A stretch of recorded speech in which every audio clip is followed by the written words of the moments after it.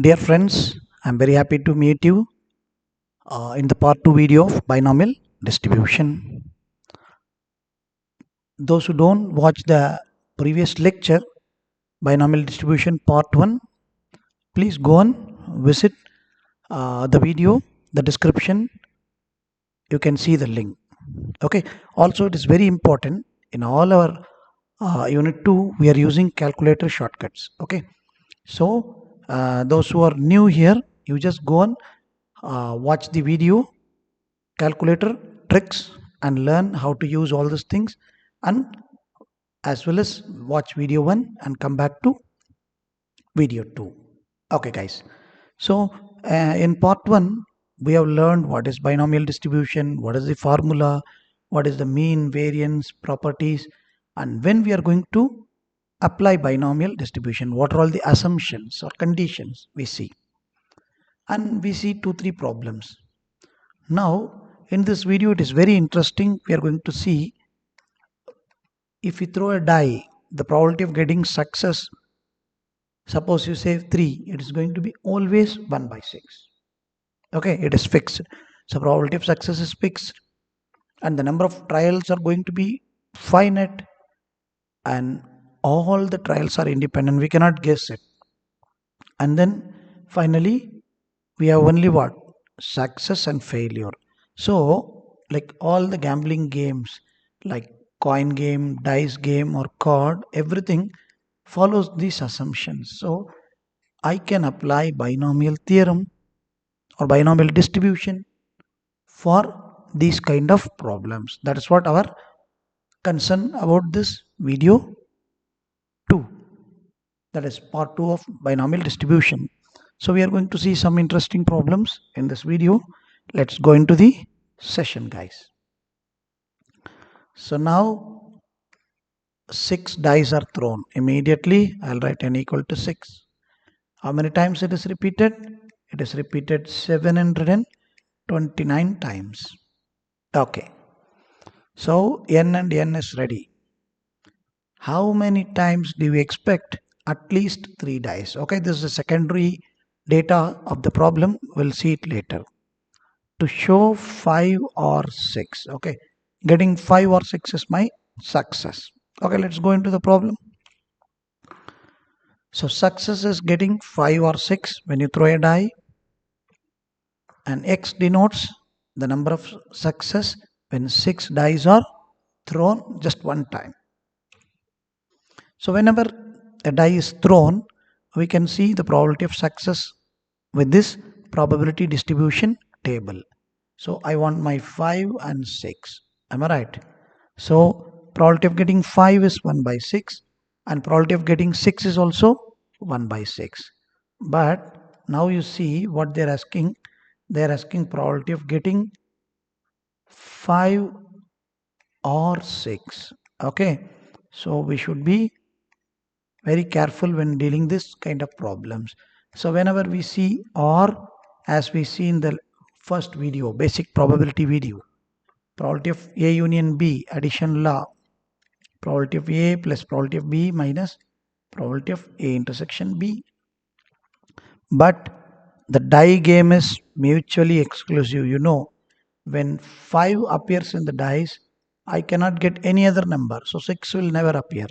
Or similarly, if 6 appears in the dice, 5 cannot appear. So 5 and 6 are mutually exclusive. Okay, 5 and 6 are mutually exclusive when you throw a die. We know the result when two events are mutually exclusive. Their intersection is always going to be null and probability is going to be 0. So in this case, I will just clear this. So now probability of getting 5 or 6 is simply probability of getting 5 and probability of getting 6. All these things are for your understanding, guys. You can directly write the solution. It doesn't matter. It's going to be 2 by 6. So according to us, probability of success, we assume it as what? We assume the probability of success is P. So my small p is 1 by 3. Once I put small p, immediately I can found q. What is my q? 2 by 3, because I know the relation total probability is 1. Great. So now that's what we are showing here. P is 1 by 3, Q is 2 by 3, N is 6, capital N is going to be 7 by 29, guys. Done. So now we can apply what? Binomial theorem, because we discussed everything in the earlier, all the 4 conditions. It has only success failure, probability of success is going to be constant, all the trials are independent, and then N is finite. So it's fine. I can apply Q bar and minus X. Now, as I said earlier, guys, take your calculator now and start finding the solution. Okay, so 6 Cx P is going to be 1 by 3 power x, 2 by 3 power 6 minus x. Okay, so just pause the video, start doing the formula, enter into your calculator, take your calculator, because otherwise it's waste of time. Okay, so I'll write again, because you want to know, I'll just write the formula. Okay, in calculator, before, as I said, the tips, before you enter into the calculator, make sure you write the format what you're going to enter in a rough page. That will help you to get the error free solution. Even you're expert, it doesn't matter, always sometime will get errors. So in calculator, we're going to enter 6cx. You know all these things. Again, if somebody don't know, click the description. You can see the link, calculator tricks. See there and come back here. Thank you. So 6c6 is entered. We need to enter the multiplication. Here I am putting star, but in a calculator, it's simply like this. Okay. Yeah. So I don't want to waste time by repeating this. Yeah. 1 divided by 3 power x, then multiplication 2 divided by 3 power, this is very important. If you don't put bracket, computer will think in a different sense and you lose your marks. So now it is ready. So press equal to button, it will show some garbage value, doesn't matter. To solve our required value, press calc and it will ask the question mark. Now it is ready. Let's go. Let's go into the problem, guys. So let us see what it says. What is the probability of at least 3 dice? So at least means what is the meaning? Minimum 3 dice. So we have maximum what? 6 dice. So 3, 4, 5 and 6 are my required probabilities.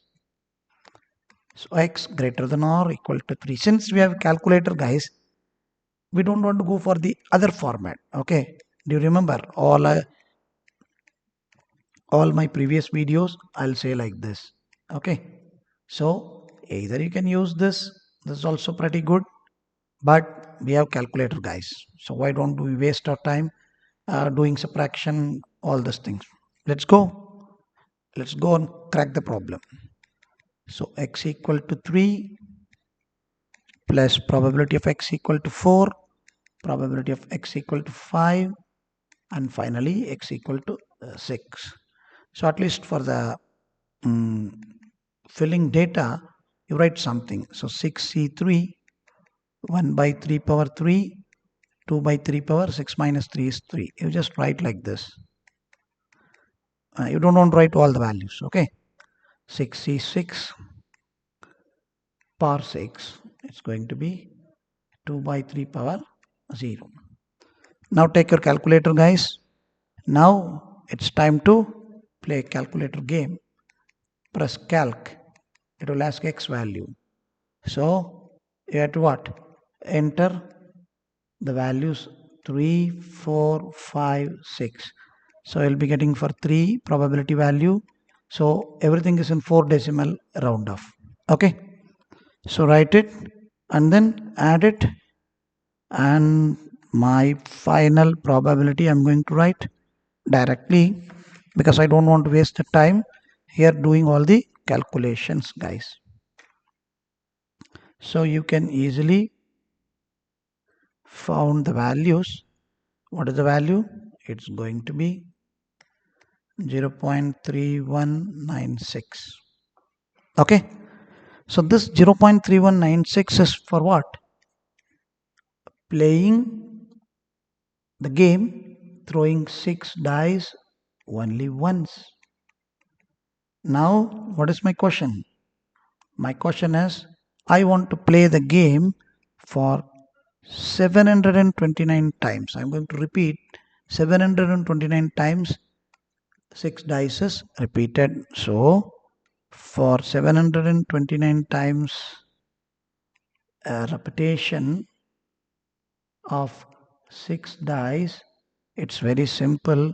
729 into 0.3196. Okay, when you multiply, you'll be getting approximately 9882 something. So it can't be real value. I have to make it into a nearest integer. So it is going to be 233.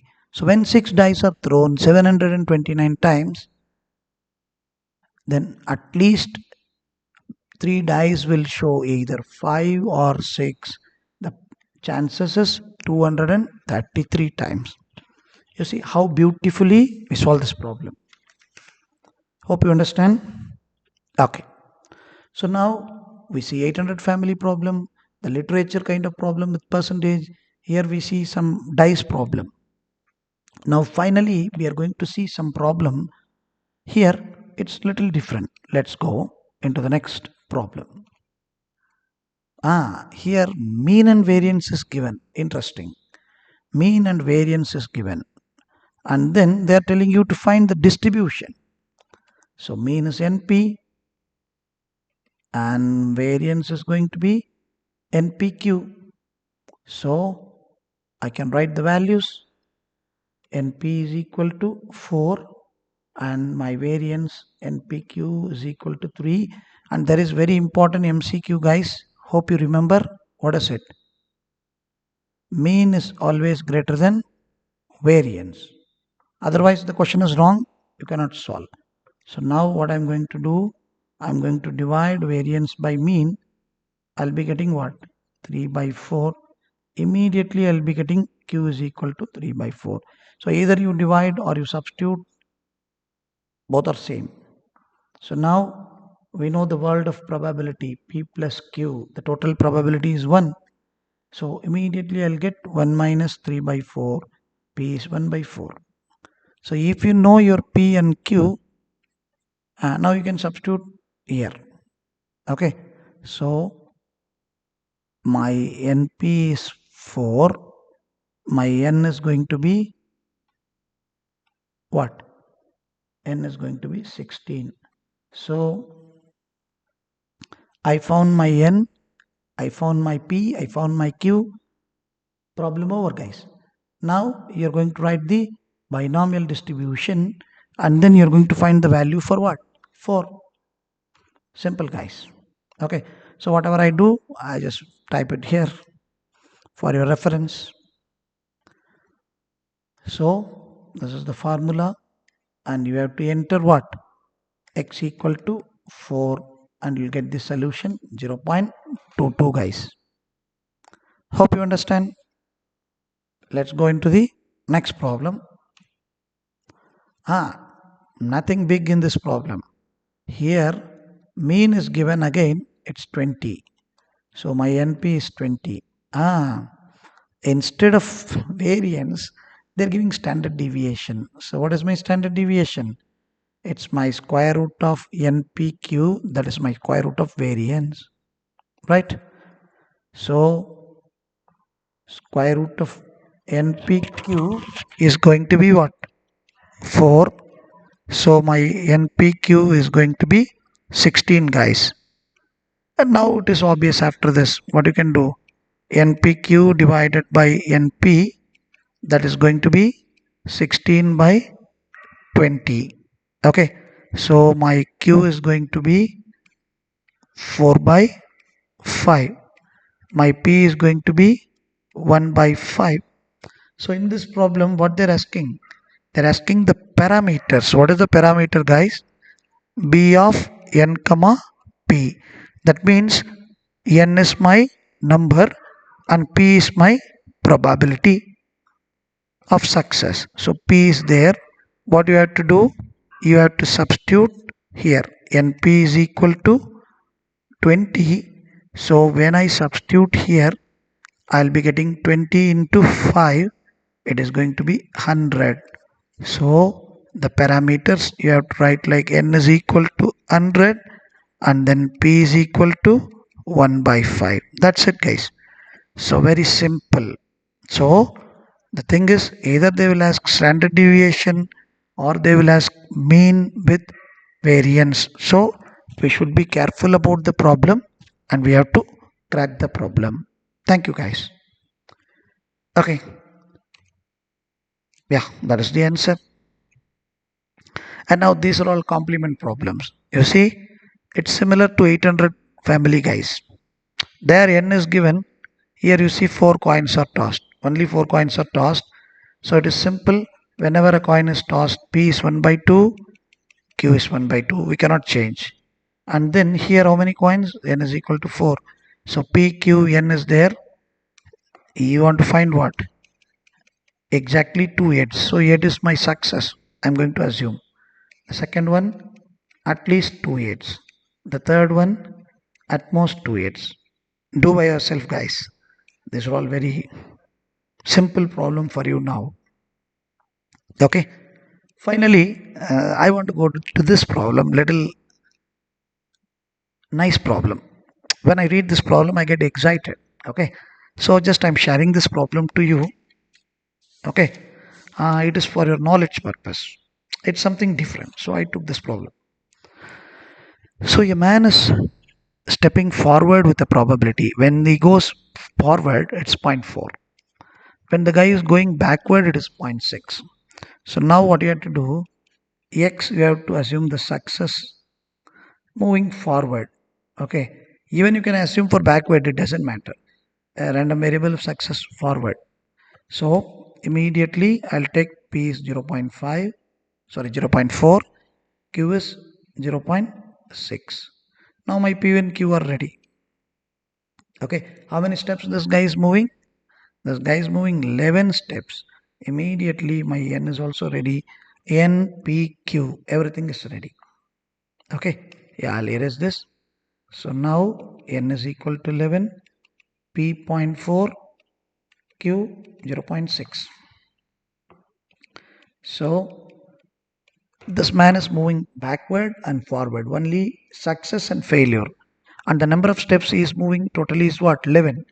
So N is finite, probability of success and constant.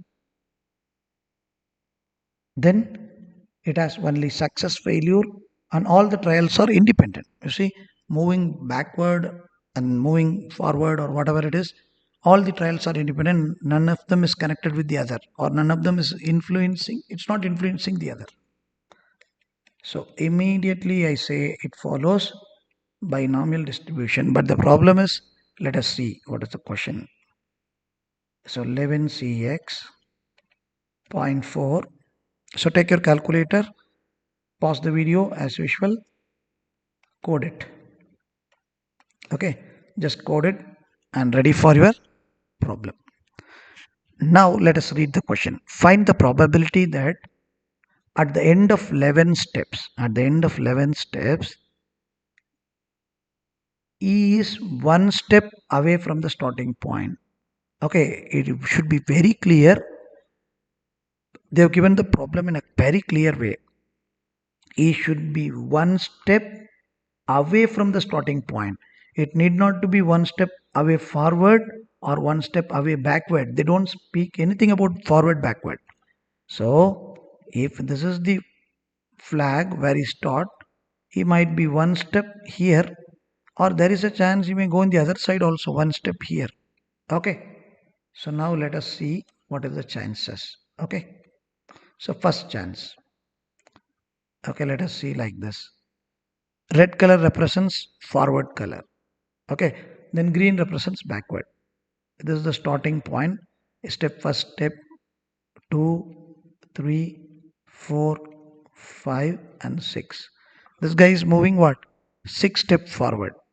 Okay, you can do in any combinations. I'm just giving one simple thing. Then now green is going backward. So one step, 2, 3, 4, 5. So now this guy use totally 11 step, and this is his starting point. Now this is the ending point. So he is one step away from what? Where he start. So this is one chance. What is the other chance? Instead of moving 6 steps, if the guy is moving 5 steps, let us see 1, 2, 3, 4, 5. This is my starting point. Now he will move what? 6 step backward. 1, 2, 3, 4, 5 and 6. So now you see, still in this case, he is one step away. This guy is one step away from the starting point.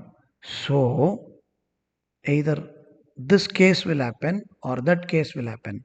Whenever we see this or that, what do you say? We use addition. Okay.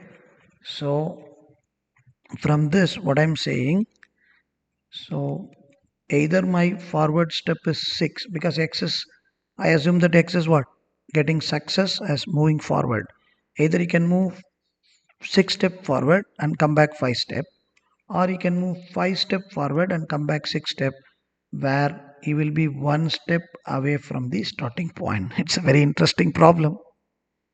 So now as usual, our work, press calc, it will ask x value, substitute 5 and 6 and add it, and I am writing the answer directly, 0.3678. So it's a good problem. So here I'll end this session. So you'll be given a question, you have to find the probability for a particular data, or you'll be given a mean and variance, and then you have to find the distribution, you have to find n, p, q and some problems related to it. But for all the data, calculator is very important. So use the prescribed calculator for you with this tricks and enjoy the examinations as well as the session. So here I end my session.